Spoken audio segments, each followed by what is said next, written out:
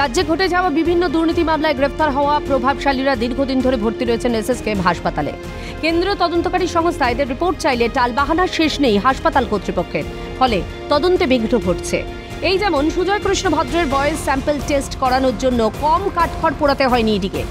একবার তো সব ব্যবস্থা করেও এসএসকেএম এর অনুমতি না মেলায় ভেস্তে যায় ইডির উদ্যোগ। অবশেষে বুধবার কাকুর ভয়েস টেস্ট করতে সক্ষম হয় ইডি গোয়েন্দারা। তাকে নিয়ে যাওয়া হয় জোকা ইএসআই হাসপাতালে। কেন এসএসকেএম নিরাপদ আশ্রয় হয়ে উঠছে এই দুর্নীতিতে অভিযুক্তদের? হাইকোর্টের পর্যবেক্ষণেও বৃহস্পতিবার উঠে এসেছে, যদি অভিযুক্তদের আড়াল করার চেষ্টা হয় তাহলে তা গুরুতর অভিযোগ। সেক্ষেত্রে এসএসকেএম এর ডিরেক্টরের কাছে কেন্দ্রীয় তদন্তকারী সংস্থার হাতে গ্রেফতার হওয়া যে অভিযুক্তরা এসএসকেএম এ ভর্তি রয়েছে তাদের প্রত্যেকের রিপোর্ট তলব করে হাইকোর্ট। কার নির্দেশে এই কাজ করছে এসএসকেএম কর্তৃপক্ষ, এই নিয়ে বাংলার রাজনীতিও সরগরম। বিরোধীরা সরকার ও প্রশাসনের দিকে আঙুল তুলছে বারবার। বিরোধীদের অভিযোগ, যেখানে সরকারি হাসপাতালে বেডের অভাবে চিকিৎসা করাতে পারছে না সাধারণ মানুষ, সেখানে দিনের পর দিন গুরুত্বপূর্ণ একটি সরকারি হাসপাতালে কিভাবে বেড দখল করে রয়েছেন অভিযুক্তরা।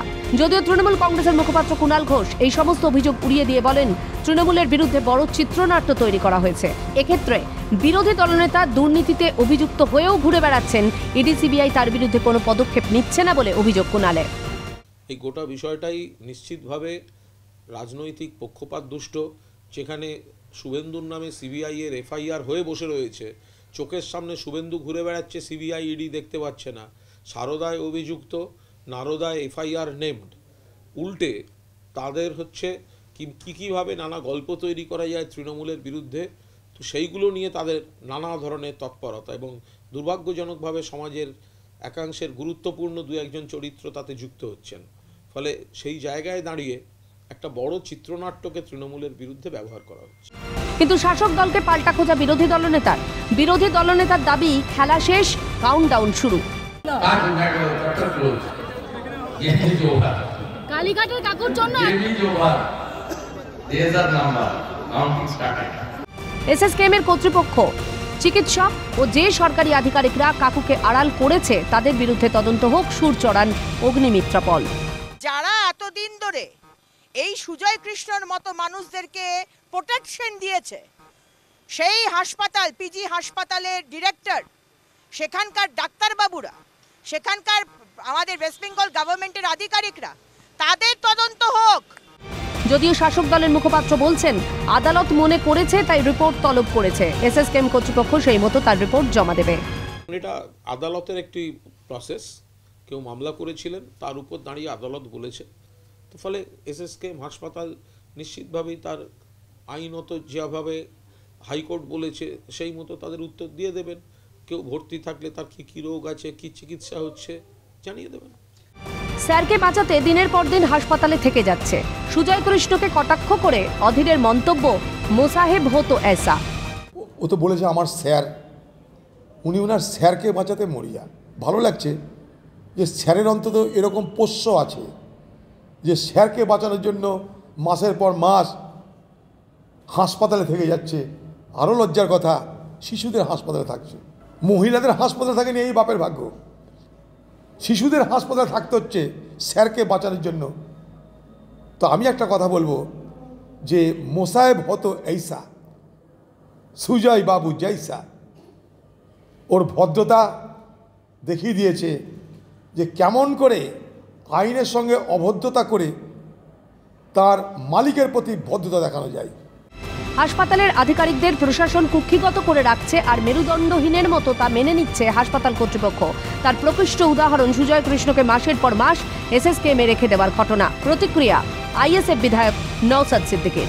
এখানে যদি আধিকারিকরা এই ধরনের মেরুদণ্ডহীন হয়ে যায় তাহলে মানুষ আর আশাটা কোথা থেকে পাবে?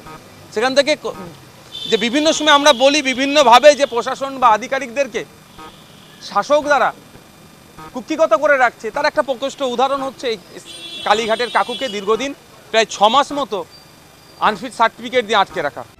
যাকে আড়াল করার জন্য কাকুকে এসএসকেএম এ আড়াল করে রাখা হয়েছিল, সেই আসল দোষীর নাম দ্রুত সামনে আসবে বলে মনে করেন বিজেপি সাংসদ লকেট চট্টোপাধ্যায়।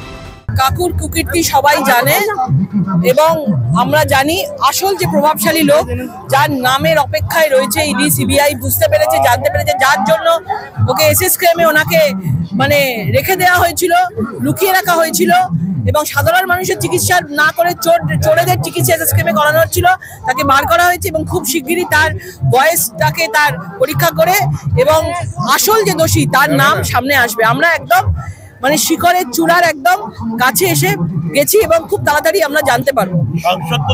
চক্রান্ত চলছে, বাঁচবার চেষ্টা চলছে, কিন্তু বেশি দিন আর বাঁচানো যাবে না। কাকুকে নিয়ে প্রতিক্রিয়া দিলীপ ঘোষের। কেবিন তো ছিলেন, কেবিন থেকে বার করতে পারছিল না, কারণ বেরিয়েছে। আজ যদি সত্য সামনে আসে, দোষ প্রমাণ হয়, সবাইকে ভেতরে যেতে হবে।